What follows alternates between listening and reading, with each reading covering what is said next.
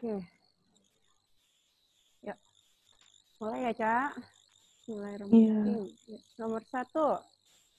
Kamu udah ngerjain belum ini? Belum, saya baru nyampe rumah, Kak. Ya udah kita kerjain bareng aja yuk. Nomor 1, coba deh dibaca dulu. Getah pankreas menghasilkan senyawa katalis pencernaan sebagai berikut, kecuali masih ingat enzim-enzim ini? Zaman SMP kalau nggak salah.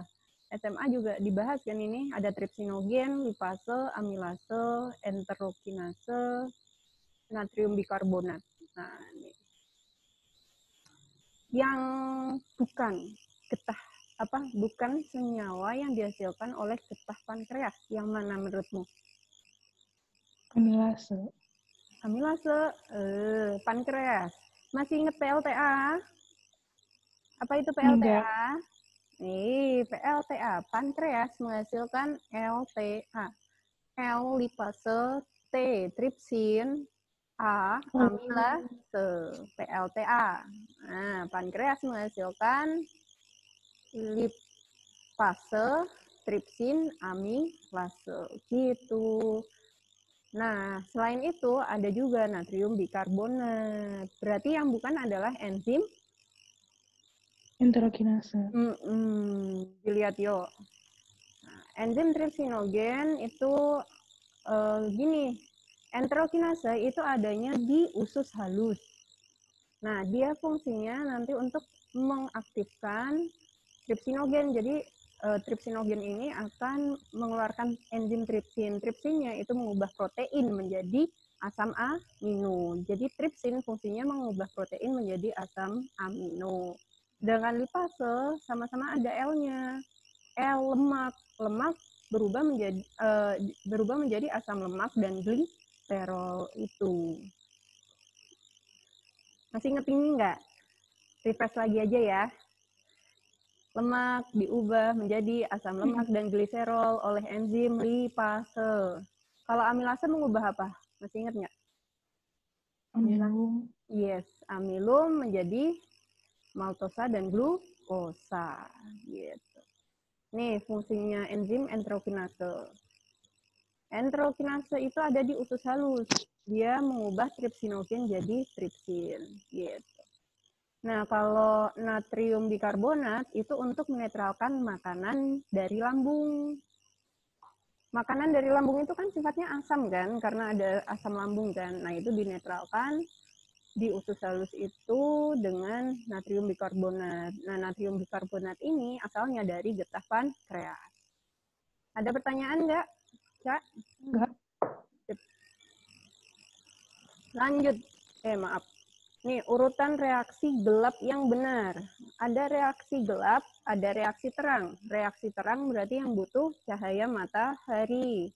Reaksi gelap berarti yang tidak memerlukan cahaya matahari. Nah, reaksi gelap itu yang gimana? Kemudian bahan bakunya apa, hasilnya apa?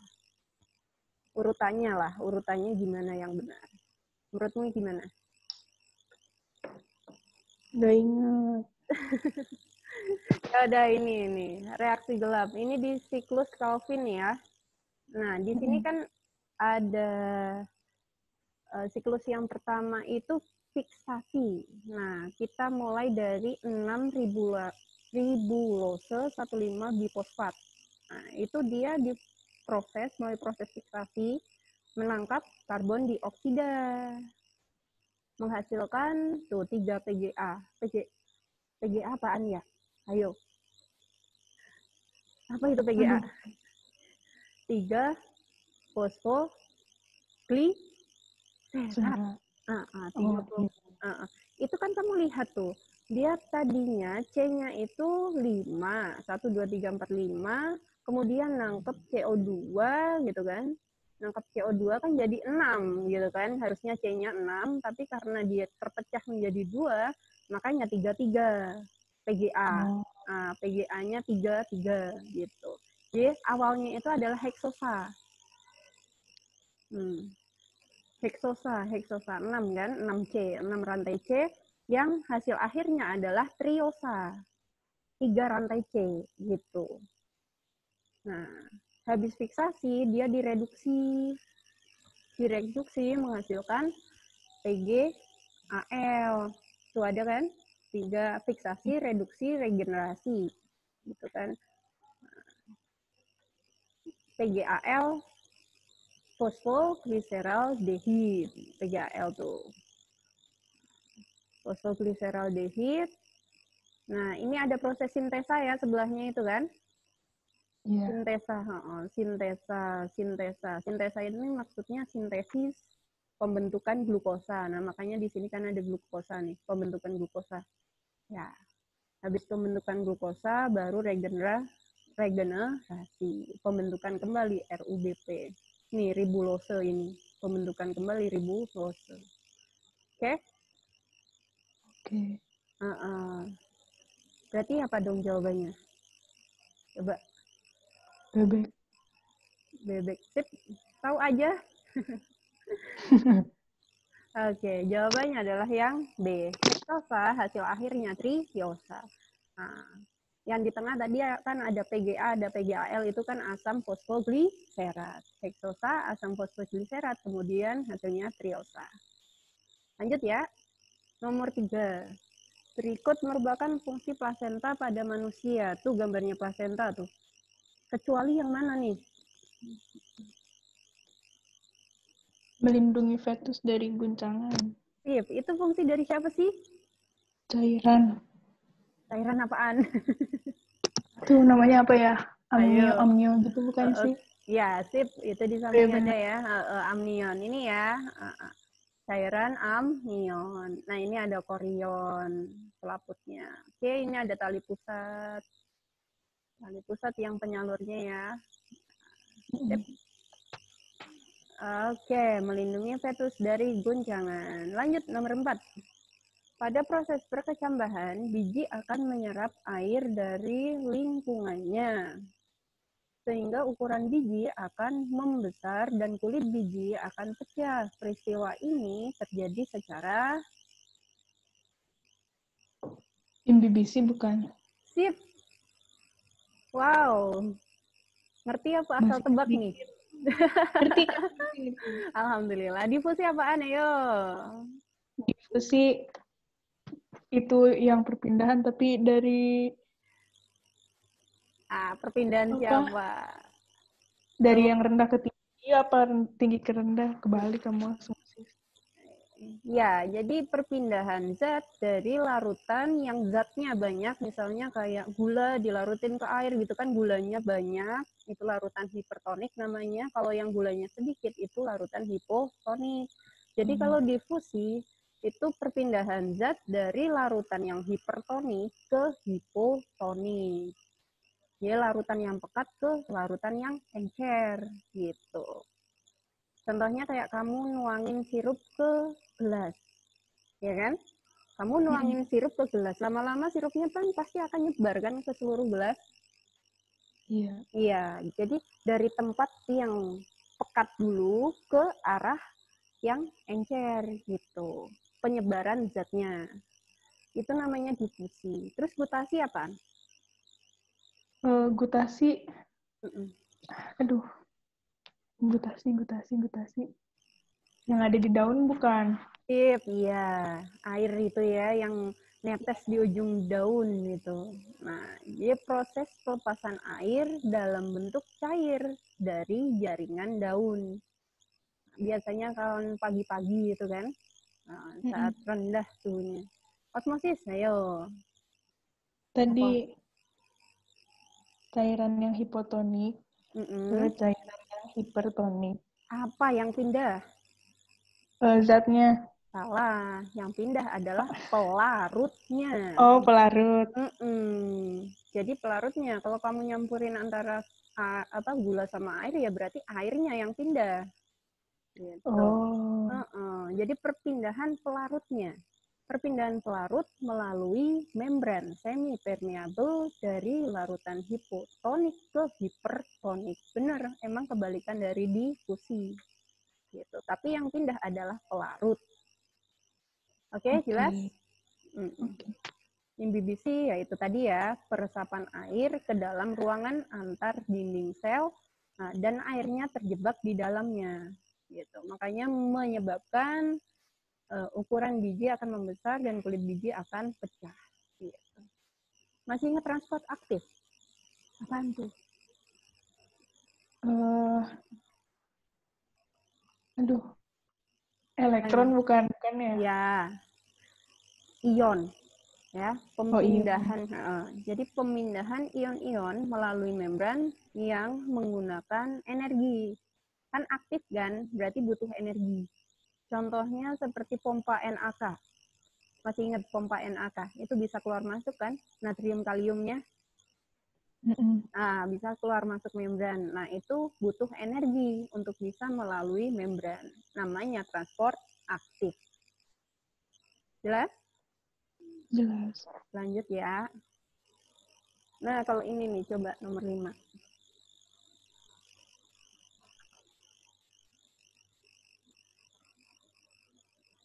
Seorang peneliti melakukan percobaan untuk mengetahui pengaruh derajat keasaman terhadap perkecambahan tumbuhan kacang hijau. Hasil percobaan diperoleh sebagai berikut tuh.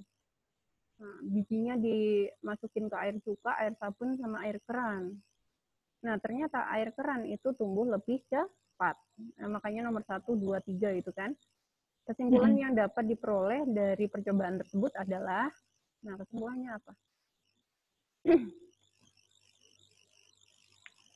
C. Wow, cepat sekali.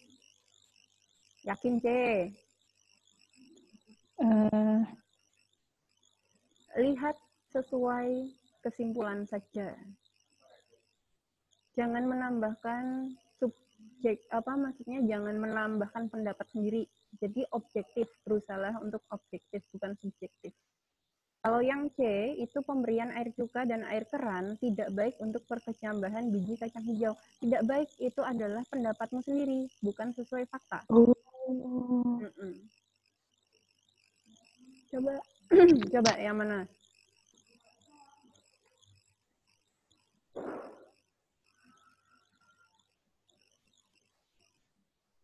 Penyiraman. Yang? Dodol. Sip. Iya betul, yang dodol. Biji lebih cepat berkecambah dengan penyiraman menggunakan air keran. Nah, karena sesuai data, air keran tumbuh di hari pertama, ya kan?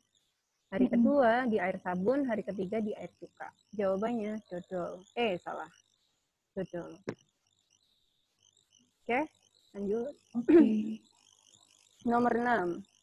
Perhatikan proses reaksi kimia pada kemosintesis. Apaan tuh kemosintesis? Apa ya? Kemosintesis. Kemokimia, sintesis pembentukan.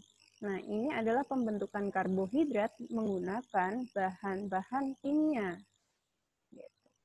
Kenapa menggunakan bahan kimia?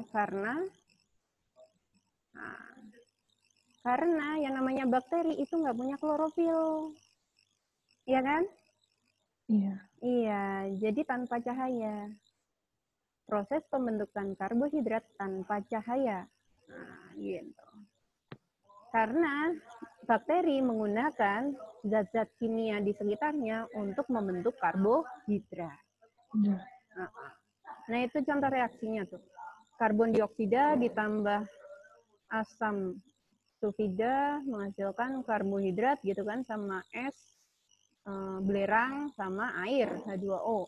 Nah, reaksi kimia ini berlangsung karena kemampuan bakteri mengadakan kemosintesis. Bakteri tersebut adalah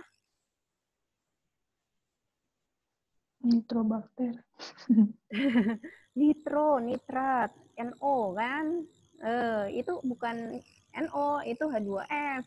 S belerang, hubungannya sama belerang. Jadi nggak mungkin nitrobakter. Itu yang B salah ya, itu harusnya nitrosococcus. Nitrosococcus yang B itu. Nah, yang C lactobacillus. Ayo, masih ingat lactobacillus? Ada thiobacillus, ada acetobacter. Yuk, uji keberuntunganmu lagi. Yang manakah yang benar?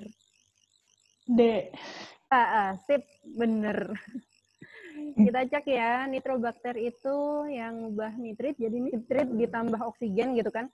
Nitrit tambah oksigen, terus dengan bantuan nitrobakter akan berubah menjadi nitrat. Kalau nitrosococcus sama nitrosomonas itu ngubah amonia jadi nitrit. Kalau lactobacillus tahu kan lakto susu ya hubungannya ya. Susu jadi yogurt. Terus acetobacter, masih ingat acetobacter silinum? Salah satu contohnya acetobacter kan itu kan. Acetobacter silinum untuk mengubah apa jadi apa? Lupa. Luar biasa. Air kelapa jadi nata de coco. Oh, iya. Ya.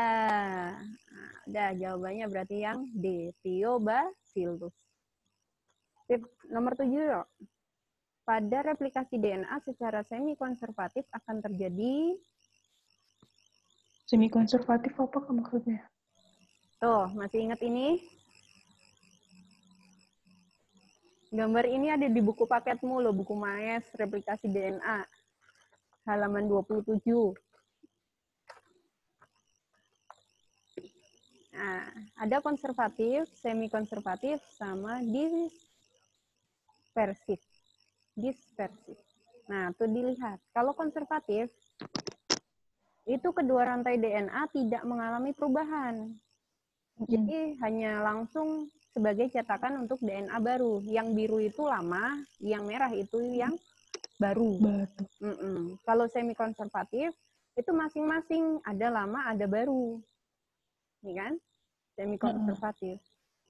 Itu yang lama pisah gitu kan, terus masing-masing membentuk DNA yang baru gitu kan, menghasilkan DNA baru. Itu kalau yang semi konservatif. Kalau yang dispersif gimana?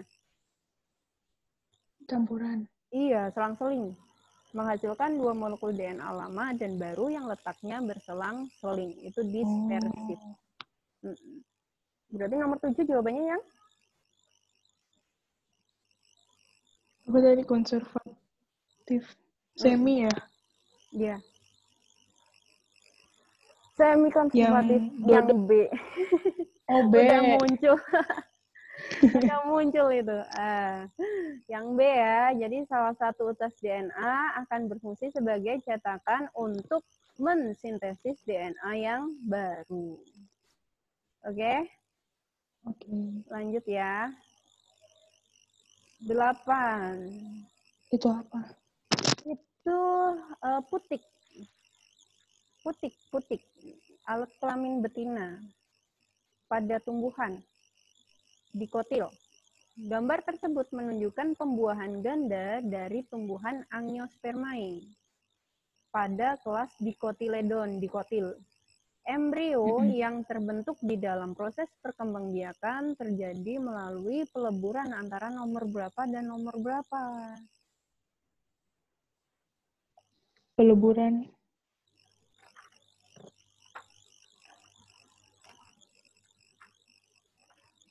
Ayo. Gambar peleburan apa itu?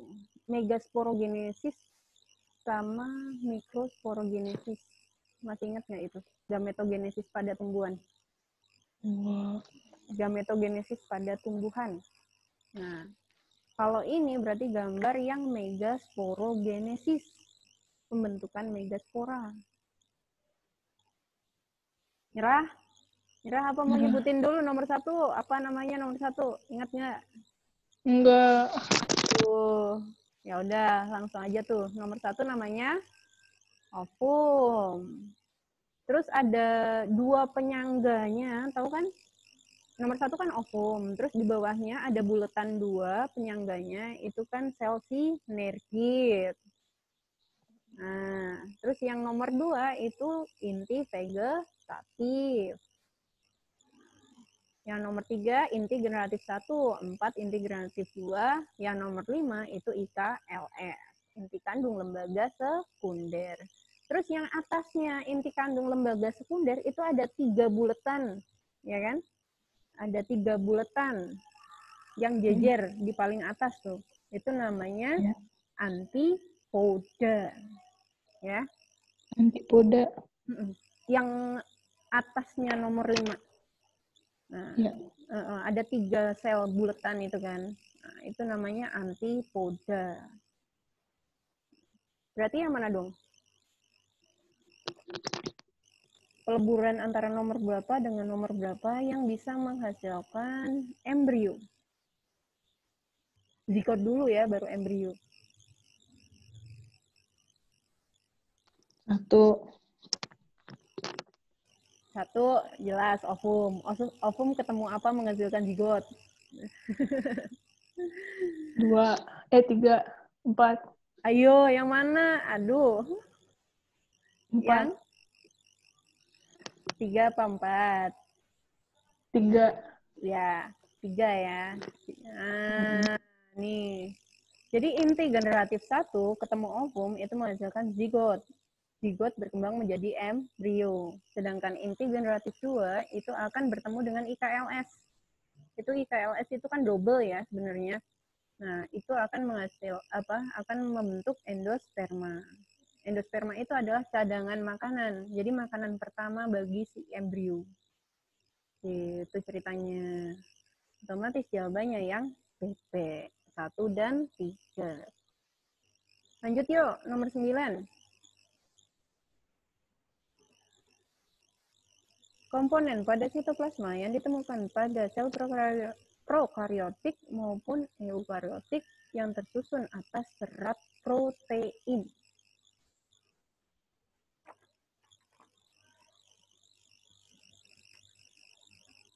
Serat protein.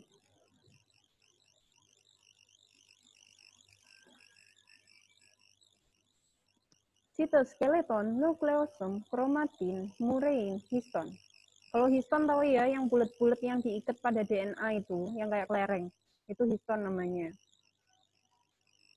Murein itu peptidoglikan, komponen utama dinding sel bakteri. Sifatnya kaku. Apa tadi Kak? Murein? Nama lainnya peptidoglikan, komponen utama dinding sel bakteri yang bersifat kaku. Tuh. Kalau kromatin sama nukleosom inti sel itu ya di dalam itu. Terus kalau kromatin itu ya benang-benang kromatin itu ya.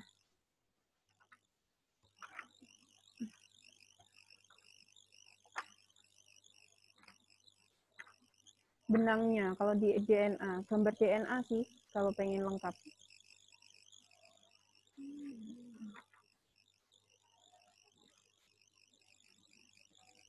Nukleosom, kumpulan nukleosom. Histon. Halo? Iya. Nomor 9 gimana? Kalau nggak buka materi genetik, bab materi genetik halaman 25 buku MAIS itu ada lebih lengkap gambarnya. Kakak pas ini belum nampilin. Belum nampilin. Yuk, nomor 9. Apa jawabannya deh? Menurutmu? Yang komponen pada sitoplasma. Kalau histon, histon, kromatin sama nukleosom itu kan ada di kromosom tuh. Nukleosom, kromatin, histon itu kan ada di kromosom. Kromosom ada di inti sel. Nggak mungkin di sitoplasma gitu kan. Ini komponen pada sitoplasma yang ditemukan pada sel prokaryotik maupun eukaryotik. Sitoplasma titik ininya, tekannya ya. Berarti yang ada di sitoplasma adalah sitoskeleton. Pinter. Gitu ya, sitoskeleton. Kerangka sel, sitoskeleton itu. Kerangka sel.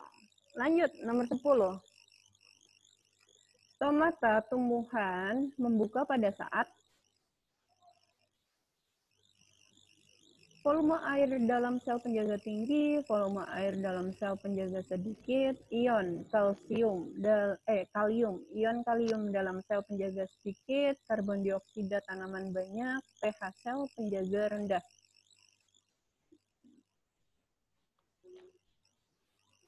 Yang mana?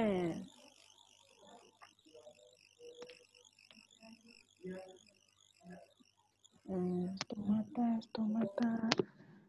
mata pada saat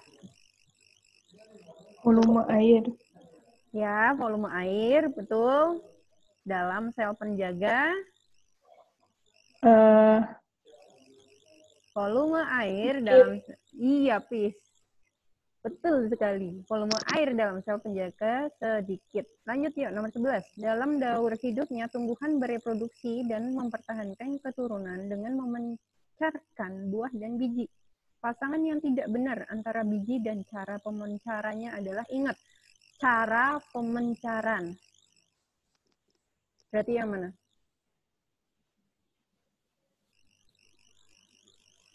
Cara pemancaran maksudnya apa? Kan bisa dipencarkan, biji-biji itu kan bisa dipencarkan oleh angin. Oh. Namanya anemokori gitu kan, oleh air, hidrokori kayak gitu. Dan lain-lain ada ornitokori. Kayak gitu kan. Nah, ini antara A, B, C, D, E itu yang benar yang mana? Yang salah ya? Yang tidak benar. Ya.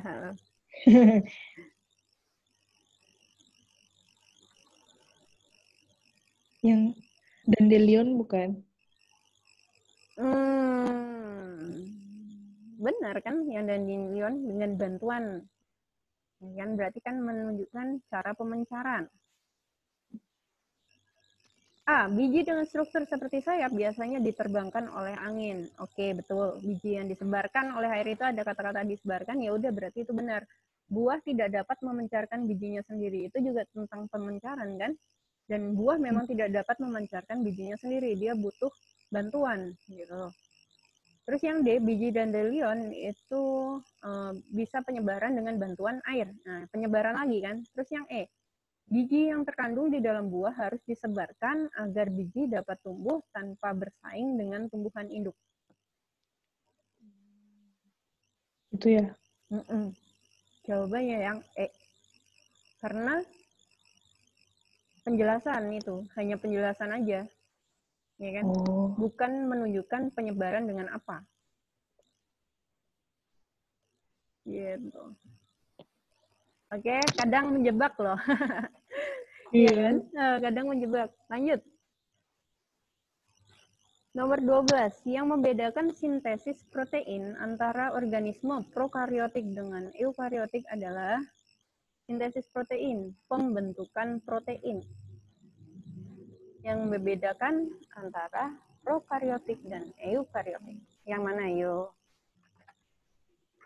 Prokariotik tuh yang apa sih? Membran inti.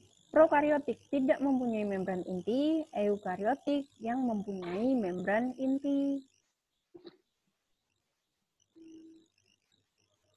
Inti selnya ada membrannya, eukariotik tuh.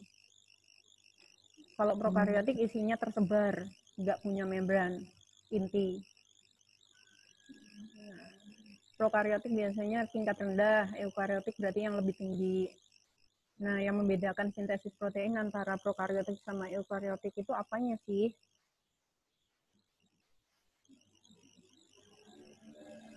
B. Nah, Oke, jawaban yang benar adalah yang D. Jadi proses transkripsinya terjadi di sitoplasma pada organisme prokariotik. Transkripsi, kalau di eukariotik kan di proses transkripsinya ini kan di nukleus juga kan. Nah, tapi kalau di prokariotik dia hanya di sitoplasma. Soalnya emang punya nukleus, enggak kan? Nggak punya membran inti dia. Gitu. Jadi jawabannya yang D. Oke, lanjut ya nomor 13. Selain ginjal, peningkatan volume urin dipengaruhi oleh fungsi jantung. Peran jantung dalam mengontrol volume urin adalah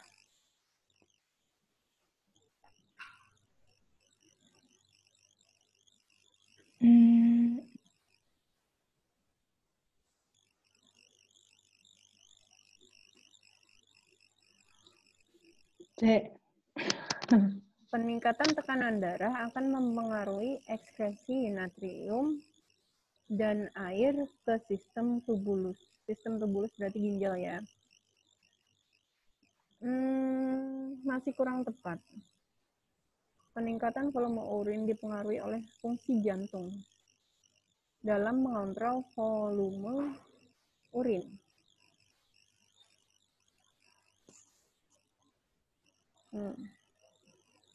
Ayo. Langsung ya.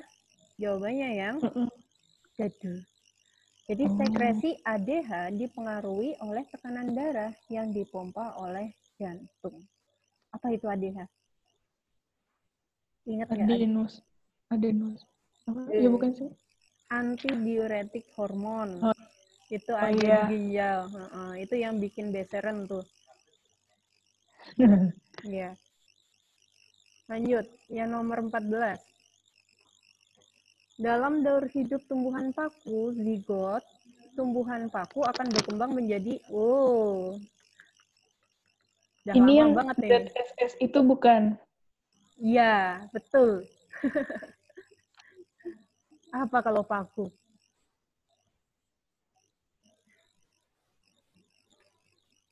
Rata. Apa ya? Depannya rata. Rata zetakus. Rata zipakus. Masih inget nggak? Ranya apa? Rata zipakus. Ra. Nggak ingat. Ya, ranya spora, tanya protalium.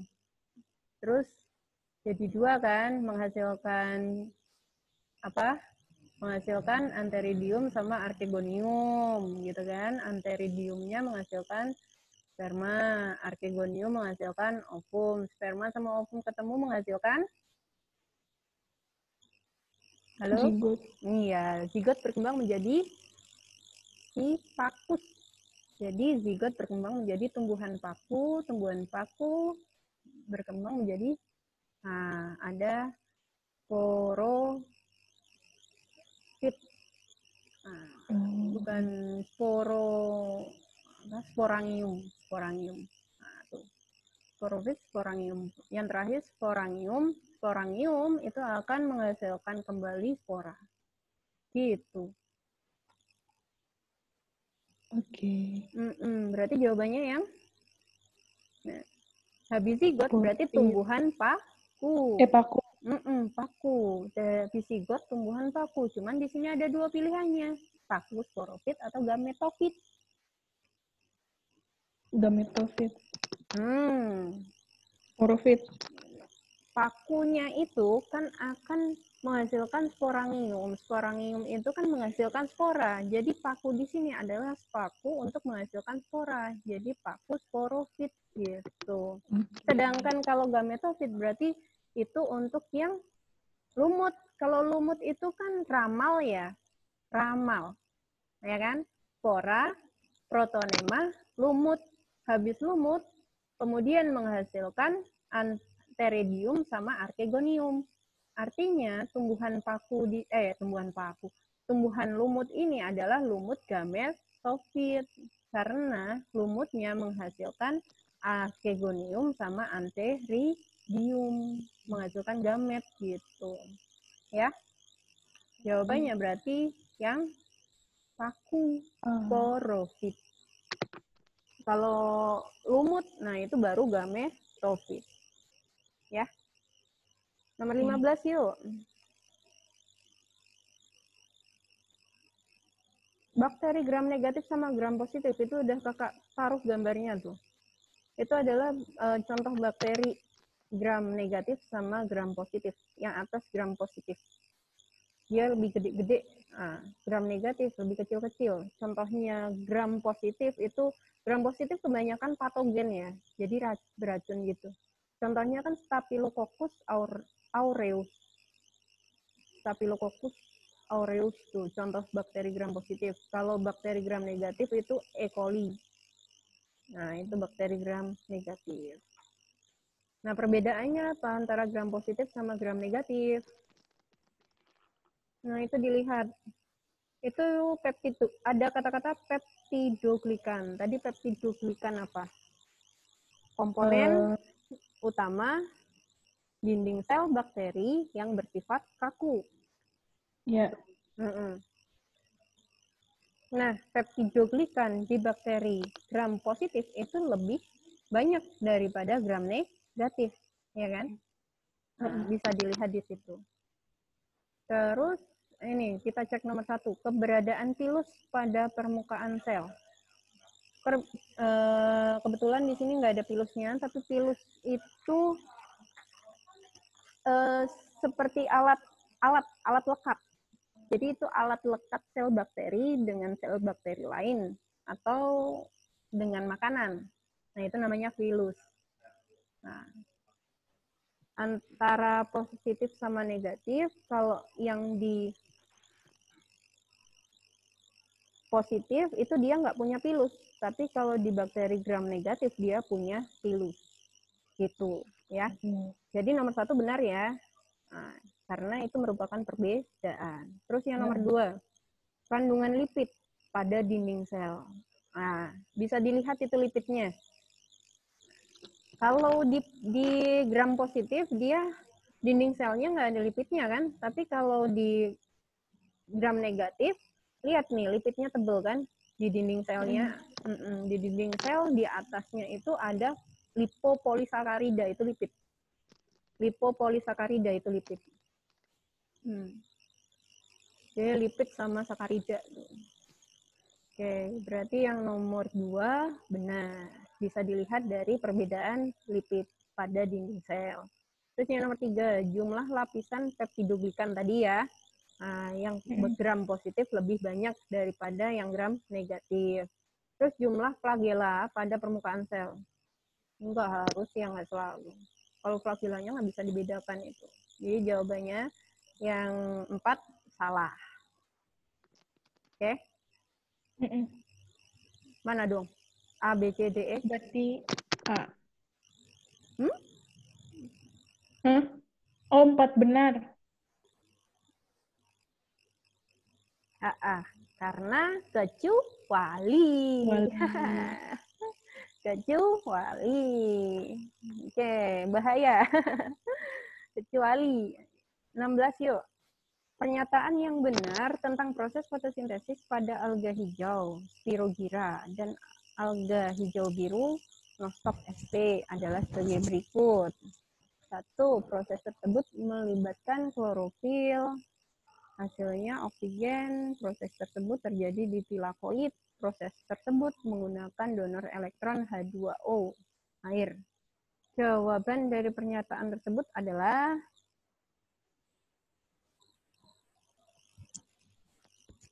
apa, Cak? 1 benar. Hasilnya oksigen. Iya, iya nggak sih? Kan alga punya klorofil kan? Kecuali kalau alga. Terus yang nomor 3, proses tersebut di tilakoid. Jelas, tilakoid. Reaksi terang kan? Lanjut.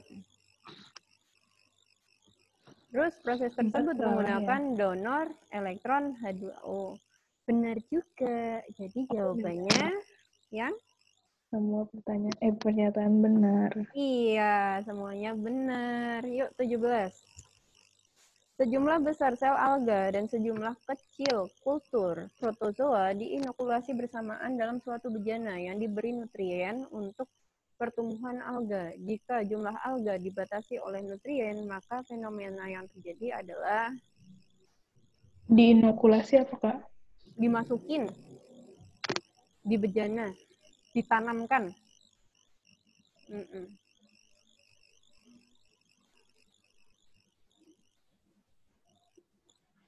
Di bejana.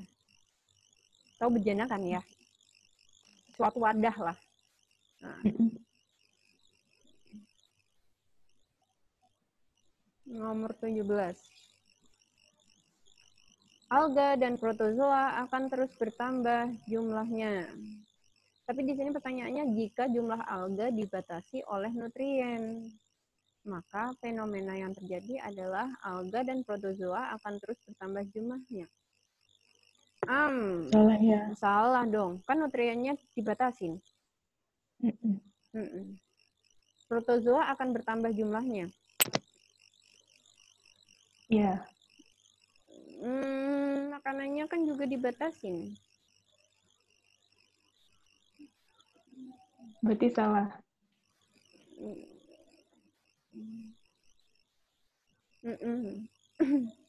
Yang nomor 3? Menekan maksudnya gimana? Yang nomor 4. Nah, ini kalau yang nomor 4 itu protozoa akan menjadi faktor pembatas pertumbuhan populasi alga. Jadi kalau protozoanya semakin bertambah, populasi alganya akan berhenti atau malah semakin turun gitu. Nah, kalau yang nomor 2 kenapa salah? Karena protozoa nggak selalu terus bertambah. Tergantung nutrisinya kan. Kalau nutrisinya dibatasin dia juga terbatas kan pertumbuhannya gitu. Tapi protozoa sama alga, antara protozoa sama alga, protozoa ini akan menjadi faktor pembatas bagi pertumbuhan populasi alga gitu. Jadi jawaban yang paling benar adalah yang nomor 4. 1, 2, 3-nya salah. Oke, gitu ya. Iya.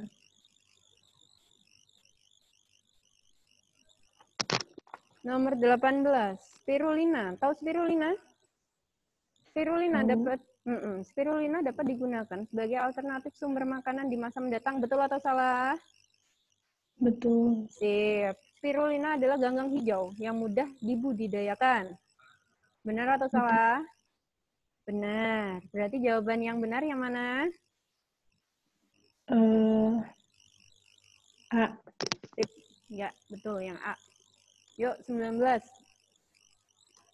Pengaturan pH darah dikendalikan oleh jumlah oksigen terlarut dalam plasma darah. Benar atau salah itu?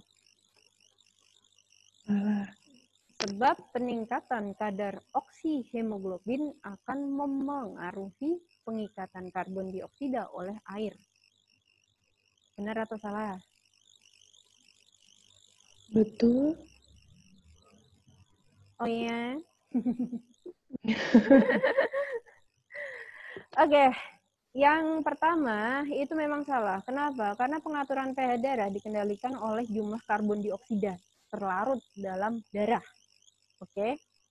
Sebab peningkatan kadar oksihemoglobin akan memengaruhi pengikatan karbon dioksida oleh darah, bukan oleh air, ya. Jadi salahnya di situ.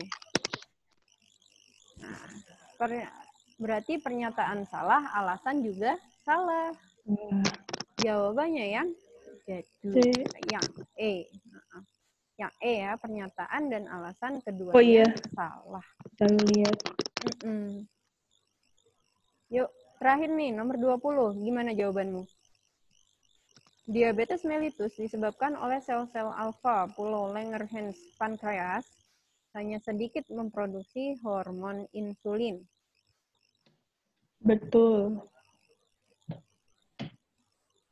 Kayaknya.